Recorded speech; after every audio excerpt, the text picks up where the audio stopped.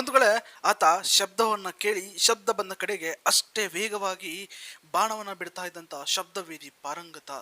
ಮೊದಲ ತರೇನ್ ಯುದ್ಧದಲ್ಲಿ ಮಹಮ್ಮದ್ ಗೋರಿಗೆ ಹೀನಾಯ ಸೋಲುಣಿಸಿ ಪ್ರಾಣ ಭಿಕ್ಷೆ ನೀಡಿ ಕಳುಹಿಸಿದ್ದ ಪರಾಕ್ರಮಿ ಮಹಾನ್ ಆದರ್ಶವಾದಿ ಪೃಥ್ವಿರಾಜ್ ಚೌಹಾಣ್. ಕ್ರಿಸ್ತಶಕ 11ನೇ ಶತಮಾನದಲ್ಲಿ ಭರತ ಖಂಡ ಸಾಕಷ್ಟು ಬಲಿಷ್ಠ ರಾಜಮನೆತನವನ್ನು ಹೊಂದಿತ್ತು. ದಕ್ಷಿಣದಲ್ಲಿ ಚೋಳರು, ಪಾಂಡ್ಯರು, ಕಾಕಾತಿಯರು ಆಳ್ವಿಕೆ ನಡೆಸ್ತಾ ಇದ್ರೆ, ಉತ್ತರ ಭಾರತದಲ್ಲಿ ಕಲಚೂರಿಗಳು, ರಜಪೂತರು ಆಳ್ವಿಕೆಯನ್ನು ನಡೆಸ್ತಾ ಇದ್ರು. ತಂದೆಯ ಗರಡಿಯಲ್ಲಿ ಬೆಳೆದಿದ್ದ ಪೃಥ್ವಿರಾಜ್ ಚಿಕ್ಕ ವಯಸ್ಸಿನಿಂದಲೂ ಯುದ್ಧ ಕಲೆಗಳನ್ನು ಕರಗತ ಮಾಡಿಕೊಂಡಿದ್ದ. ಕ್ರಿಸ್ತಶಕ 1177ರಲ್ಲಿ ಅಜ್ಮೀರದ ಗದ್ದುಗೆಯನ್ನ ಹಿಡಿತಾನೆ. ಜನಪರ ನಿಲುವನ್ನು ಹೊಂದಿದ್ದ ಈತ ಅತ್ಯುತ್ತಮ ಆಡಳಿತಗಾರ. ಇಡೀ ಉತ್ತರ ಭಾರತದಲ್ಲಿ ಆತನನ್ನ ಸೋಲಿಸೋಕೆ ಯಾರಿಂದಲೂ ಕೂಡ ಆಗಿರಲಿಲ್ಲ. 1191ರಲ್ಲಿ ಅಫ್ಘಾನಿಸ್ತಾನವನ್ನು ಆಳ್ತಾ ಇದ್ದ ಮೊಹಮ್ಮದ್ ಗಜನಿಗೆ ಭಾರತದ ಸಂಪತ್ತಿನ ಮೇಲೆ ಕಣ್ಣು ಬಿತ್ತು. ಭಾರತಕ್ಕೆ 17 ಬಾರಿ ದಂಡೆತ್ತಿ ಬಂದ ಗಜನಿ ಭಾರತದ ಅಪಾರ ಸಂಪತ್ತನ್ನ ತೆಗೆದುಕೊಂಡು ಹೋಗ್ತಾನೆ. ಹಾಗಾಗಿ ಅಫ್ಘಾನಿಸ್ತಾನದ ರಾಜರಿಗೆ ಭಾರತದ ಸಂಪತ್ತಿನ ಮೇಲೆ ಸದಾ ಒಂದು ಕಣ್ಣಿತ್ತು. ಭಾರತದಲ್ಲಿ ಇದ್ದ ಸಂಪತ್ತಿನ ಬಗ್ಗೆ ಅಫ್ಘಾನಿಸ್ತಾನದ ರಾಜರಿಗೆ ಮಾಹಿತಿ ಇದ್ರೂ ಕೂಡ ಗಜನಿ ಹೊರತಾಗಿ ಭಾರತಕ್ಕೆ ಯಾರಿಗೂ ಬರೋಕೆ ಸಾಧ್ಯವಾಗಿರಲಿಲ್ಲ. 11ನೇ ಶತಮಾನದ ಕೊನೆಯಲ್ಲಿ ರಾಜ್ಯ ವಿಸ್ತರಣೆ ಹುಚ್ಚೋತಿದ್ದ ಗೋರಿಗೆ ಭಾರತದ ಸಂಪತ್ತು ಕಣ್ಕುಗ್ತಾ ಇತ್ತು. ಹಾಗಾಗಿ ದೆಹಲಿ ಮೇಲೆ ಆತ ಯುದ್ಧ ಸಾರ್ತಾನೆ.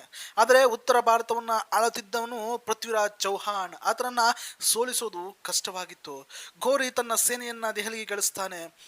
ಒಂದೆಡೆ ಪೃಥ್ವಿರಾಜ ಚೌಹಾಣ, ಮತ್ತೊಂದೆಡೆ ಮಹಮ್ಮದ್ ಗೋರಿ ಮದ್ದಾನೆಗಳಂತೆ ಕಾದಾಟ ನಡೆಸ್ತಾರೆ. ರಜಪೂತರ ಸೇನೆ ಗೋರಿ ಸೇನೆಯನ್ನ ಕಾಣಬಾರದ ರೀತಿಯಲ್ಲಿ ಕಾಡಿ ಛಿದ್ರ ಮಾಡಿ ಅವರನ್ನ ಸೋಲಿಸಿ ಬಿಡ್ತಾರೆ. ಪೃಥ್ವಿರಾಜ ಚೌಹಾಣನ ಮುಂದೆ ಮಹಮ್ಮದ್ ಗೋರಿ ಮಂಡಿಯೂರಿ ಕೂರಬೇಕಾಯ್ತು.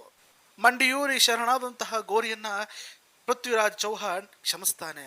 ಅದೊಂದು ತಪ್ಪು ಭರತ ಖಂಡದಲ್ಲಿ ಪೃಥ್ವಿರಾಜ್ ಚೌಹಾಣನ ಹೆಸರನ್ನ ಅಳಿಸೋಕೆ ನಾಂದಿ ಹಾಡ್ಬಿಡ್ತು. ಈ ಯುದ್ಧದ ನಂತರ ಆತನ ಹೃದಯದಲ್ಲಿ ಪ್ರೀತಿಯ ಮೊಳಕೆ ಚಿಗುರೊಡೆಯೋಕೆ ಶುರುವಾಗುತ್ತೆ. ಆಕೆಯ ಅಂದಕ್ಕೆ ಪೃಥ್ವಿರಾಜ ಚೌಹಾಣ ಮಾರು ಹೋಗಿದ್ದ. ಆಕೆ ಕನೌಜ್ ಅರಸನ ಜಯಚಂದ್ರನ ಮಗಳು ಸಂಯುಕ್ತೆ. ಜಯಚಂದ್ರನಿಗೆ ರಾಜಸುಯೋಗ ಮಾಡಬೇಕು ಅನ್ನೋ ಆಸೆ ಇತ್ತು. ಆದರೆ ಅದನ್ನ ಮಾಡುವವರು ಸಾಮ್ರಾಟರಾಗಬೇಕಾಗಿತ್ತು. ಇದೇ ನೆಪವೊಡ್ಡಿ ರಾಜ ಜಯಚಂದ್ರ ತನ್ನ ಸುತ್ತಮುತ್ತ ಇದ್ದ ರಾಜರನ್ನ ಗೆದ್ದು ಬಿಡ್ತಾನೆ.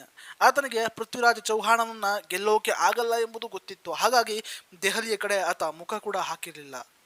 ಸಂಯುಕ್ತಾಳ ಸ್ವಯಂವರವನ್ನ ಜಯಚಂದ್ರ ಏರ್ಪಾಡು ಮಾಡ್ತಾನೆ. ಅಷ್ಟರಲ್ಲಿ ಸಂಯುಕ್ತ ಹಾಗೂ ಪೃಥ್ವಿರಾಜರ ನಡುವೆ ಪ್ರೇಮ ಪತ್ರಗಳು ಅರಳಿ ಬಿಟ್ಟಿರ್ತವೆ. ಇವರಿಬ್ಬರು ಪರಸ್ಪರ ಪ್ರೀತಿಸ್ತಾ ಇರ್ತಾರೆ. ರಾಜ ಜಯಚಂದ್ರ ಸ್ವಯಂವರಕ್ಕೆ ಎಲ್ಲ ರಾಜರನ್ನು ಆಹ್ವಾನಿಸ್ತಾನೆ. ಆದರೆ ಪೃಥ್ವಿರಾಜ ಚೌಹಾಣನ ಮಾತ್ರ ಆಹ್ವಾನಿಸಲಿಲ್ಲ.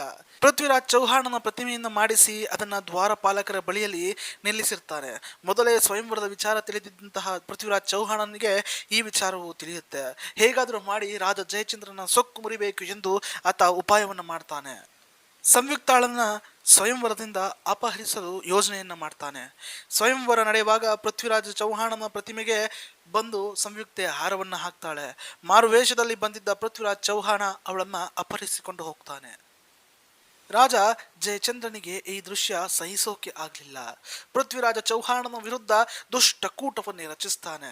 ಮೊದಲ ತರೇನ್ ಯುದ್ಧದಲ್ಲಿ ಸೋತು ಪೃಥ್ವಿರಾಜ್ ಚೌಹಾಣನಿಂದ ಜೀವಭಿಕ್ಷೆ ಪಡೆದಿದ್ದ ಗಜನಿಯೊಡನೆ ಸೇರಿ ಪೃಥ್ವಿರಾಜನ ವಿರುದ್ಧ ಸೇಡಿ ತೀರಿಸಿಕೊಳ್ಳೋಕೆ ಕಾಯ್ತಾನೆ. 2ನೇ ತರೇನ್ ಯುದ್ಧದಲ್ಲಿ ಪೃಥ್ವಿರಾಜ ಚೌಹಾಣನನ್ನ ಬಂಧಿಸಲಾಗುತ್ತೆ. ಆತನನ್ನ ಅಫ್ಘಾನಿಸ್ತಾನಕ್ಕೆ ಕರೆದುಕೊಂಡು ಹೋಗಿ ಆತನನ್ನ ಕಣ್ಣು ಕೀಳಿಸಿ ಆತನನ್ನ ಸಾಯಿಸಲಾಗುತ್ತೆ ಎಂದು ಇತಿಹಾಸಗಳು ಹೇಳ್ತವೆ.